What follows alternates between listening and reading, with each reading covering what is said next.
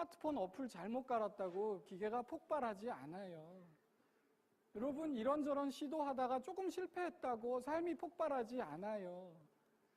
다양한 삶의 어플을 깔고 그리고 이런저런 가능성을 마음껏 시도해보고 그 중에서 최선의 자기를 찾아 나가세요.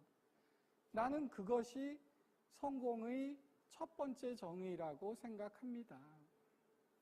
제가 책에 서문의 첫 문장이 그거였습니다. 젊음은 젊음에게 주기 너무 아깝다.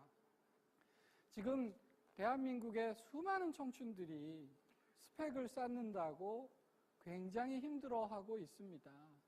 스펙 5종 세트, 스펙 7종 세트, 이런 단어들이 있고요. 심지어는 즐겁게 놀고 사람 사귀어야 될 동아리도 자기소개서에 한 줄 써올 수 있는 그런 스펙성 동아리를 들고요. 어디 친구들이랑 여행 갈 때도 자소서에 한 줄 더 쓸 수 있는 그런 스펙성 휴가를 떠나고 또 가장 숭고한 봉사라는 일도 뭔가 스펙이 될 수 있는 봉사를 하는 게 좋지 않을까 이렇게 생각을 하는 거지요. 그래서 수많은 젊은이들이 스펙의 경연장이 되고 있습니다.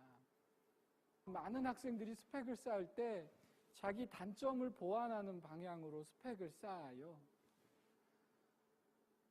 근데 전국의 젊은이들이 다 그렇게 스펙을 쌓으면 어떤 일이 생기는지 아십니까? 모두가 죽도록 노력해서 다 똑같아지는 것이죠. 중요한 것은 스펙이 아니라 자기만이 들려줄 수 있는 이야기고 브랜드다 하는 것이지요. 브랜드란 무엇입니까? 단순한 상표의 이름이 아닙니다. 고객이 나를 선택할 수밖에 없는 딱 하나의 이유를 제대로 대는 것입니다. 그러니까 여러분이 좋은 직장을 갖고 싶다면 당신이 나를 채용시킬 수밖에 없는 딱 하나의 이유를 제대로 대는 것이 중요하지요.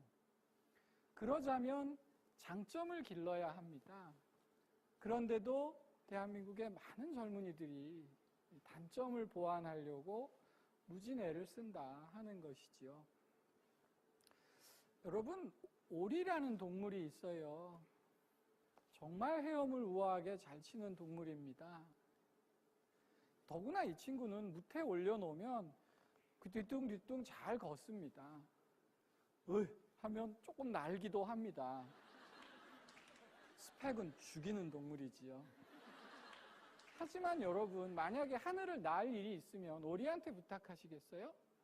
독수리한테 부탁하면 됩니다.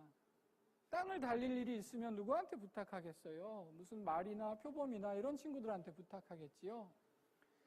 심지어는 헤엄을 치는 일을 부탁하더라도 오리한테 하지 않을 것 같습니다. 무슨 돌고래나 붕어나 헤엄 더 잘 치는 친구들 많거든요.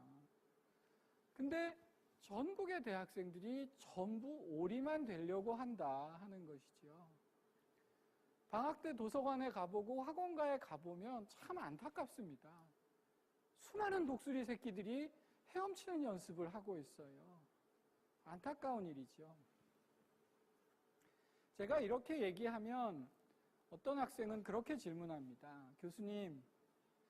교수님은 아마 저희들 얼마나 어려운지 잘 모르실 거예요. 저희들이 가고 싶어하는 곳에는 원서를 내면 기본 경쟁률이 50대 1, 100대 1 이렇답니다. 단점을 커버해서 스펙을 일정 수준 쌓아놓지 않으면 서류도 통과할 수 없어요. 면접조차 볼 수 없다고요. 그렇게 얘기하지요. 저도 잘 압니다. 지금 대한민국 대학생들 또는 청년들 머릿속에는 어떻게 하면 좋은 직장에 들어갈 수 있을까 하는 것이 굉장히 중요한 이슈일 것입니다. 하지만 미안하게도 저는 내 학생들이 어떤 첫 직장을 갖느냐에는 별로 나는 관심이 없습니다. 중요한 것은 어떤 마지막 직장을 갖느냐가 나에게는 훨씬 더 중요합니다. 중요한 것은 인생의 성취라는 것이 첫 직장으로 결정되지 않기 때문이지요. 여기 대학생들에게 묻겠습니다. 중고등학교 때 머릿속에 무슨 생각만 있었나요? 좋은 대학 가야겠다. 자, 이제 대학에 왔습니다. 중고등학교 때 예상했던 것처럼 모든 문제가 다 해결됐습니까? 그렇지 않습니다. 수많은 독수리 새끼들이 방학 때마다 헤엄을 연습할 수밖에 없는 이유는 불안해서 그렇습니다.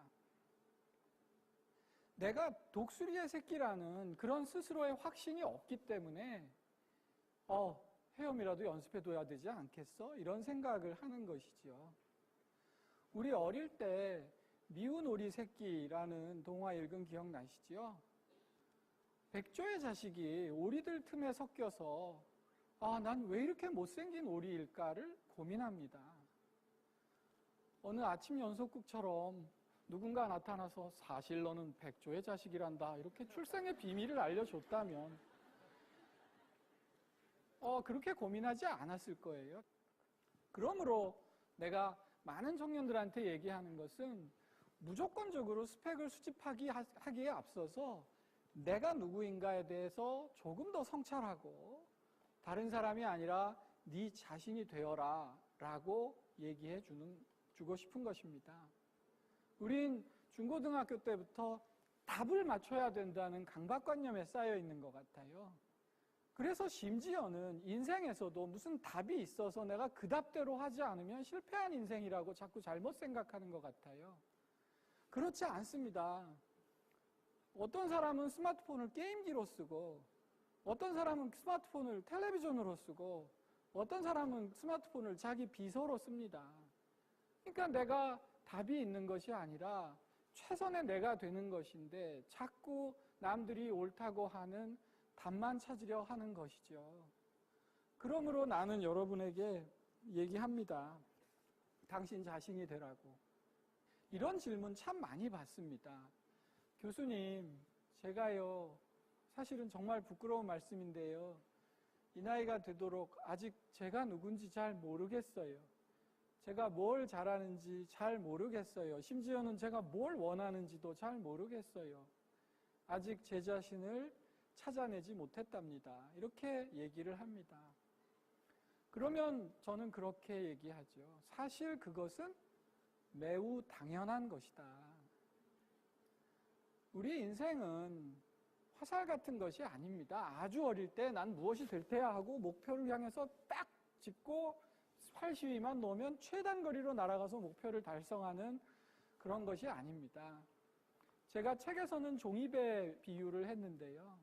조금씩 흔들거리면서 앞으로 나아가면 내가 처음에 원했던 그 길은 아니지만 어쩌면 그 길보다 더 괜찮은 길로 갈지도 모르는 그런 종이배 같은 것이라는 말이죠.